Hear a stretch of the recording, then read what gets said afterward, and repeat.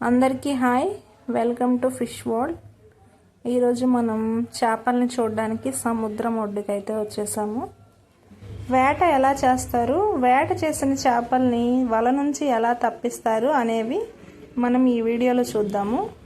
మత్స్యకారులు ఈ వేటని 5 నుంచి 6 గంటలు వేట చేస్తారు సముద్రంలో. సాయంత్రం 4 గంటలకి వేటకెళ్తే నైట్ 8-7 గంటలకల్లా ఈ వేట ముగించుకొని ఒడ్డుకొచ్చేస్తారు. అంటే ఈ వేట జాయిన్ బట్టి చేస్తారు. ఒక్కొక్కసారి సాయంత్రం 7 గంటలకి వెళ్ళి ఎర్లీ మార్నింగ్ అంటే ఉదయాన్నే తెల్లవారుజామున 3ంటికి అలా వస్తారు.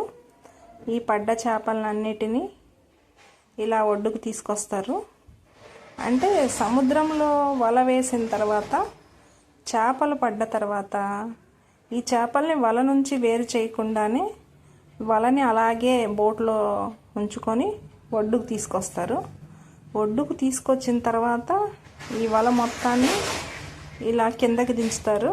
బోట్లో నుంచి దించాక ఒక్కొక్క చేపని చాలా జాగ్రత్తగా వల నుంచి వల డ్యామేజ్ అవ్వకుండా, చేపకి ఎటువంటి డ్యామేజ్ జరగకుండా చాలా జాగ్రత్తగా ఈ చేపల్ని వల నుంచి తప్పిస్తారు. ఇప్పుడు చూస్తున్నారు కదా, వల మొత్తాన్ని ఇలా కిందకైతే దించేశారు. ఇలా దించేసిన తర్వాత ఈ వలలోని చేపల్ని వేరు చేస్తారు. ఈ వేటకి ఒక్కొక్క బోటుకి 7 నుంచి 8 మంది వేట చేయడానికి వెళ్తారు. బోటు నుంచి వలని ఎలా కిందకి దించుతున్నారు, చేపలను ఎలా తప్పిస్తున్నారో మనం చూద్దాము.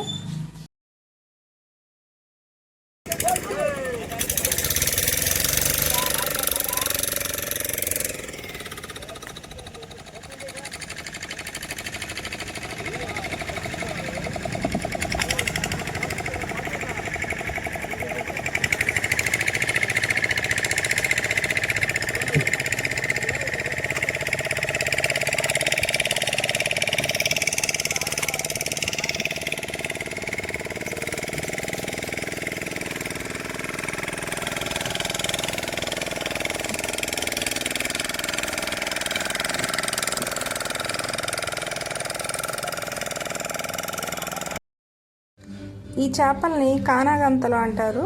ఇవి ఫ్రైకి చాలా బాగుంటాయి. కొన్ని ఏరియాస్లో వీటిని డ్రై ఫిష్ గాను వాడతారు. ఇవి కేజీ మనకి 100 రూపాయలు పడ్డాయి. వ్యాపారస్తులు వీటిని చెన్నై, బెంగళూరు, హౌరా మార్కెట్కి ఎక్స్పోర్ట్ చేస్తారు. ఇలాంటి చేపల వీడియోస్ మన ఛానల్లో చాలా వస్తాయి. మన ఛానల్ని లైక్ చేయండి, షేర్ చేయండి, అలాగే సబ్స్క్రైబ్ చేసుకోండి, అలాగే సపోర్ట్ చేయండి. మీరు సపోర్ట్ చేస్తే ఇలాంటి వీడియోస్ మేము చాలా చేస్తాము. Thank you.